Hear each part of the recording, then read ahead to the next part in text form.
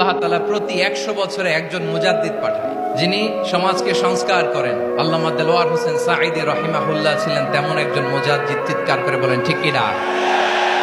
উনি শিরক বিদআতের আস্তানাকে তছনছ করে দিয়েছেন, তাওহীদের বাণীকে সমুন্নত করেছেন, গণমানুষের কাছে তাফসীরুল কোরআনকে জনপ্রিয় করেছেন। আজীবন তিনি ইসলামকে বিজয়ী শক্তি হিসেবে দেখার স্বপ্ন দেখতেন। এত প্রাঞ্জল ভাষা, এত চমৎকার আধুনিক প্রেজেন্টেশন, গণমানুষের কাছে কোরআনের তাফসীরকে এভাবে জনপ্রিয় করে তোলার মতো ব্যক্তিত্ব আল্লামা সাঈদী ছাড়া দ্বিতীয় কেউ এই বাংলার ভূখণ্ডে নাই।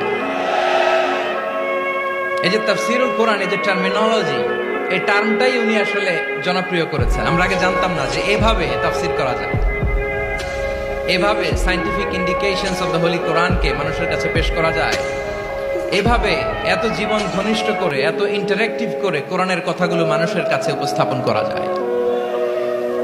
উনি অন্যায়ের বিরুদ্ধে সবসময় সোচ্চার ছিলেন, প্রতিবাদী কণ্ঠস্বর ছিলেন। ওনার আলোচনা শুনলে দেহের রক্ত টকবক করে ফুটতে থাকতো। আল্লাহু আকবার, আল্লাহু আকবার, আল্লাহু আকবার।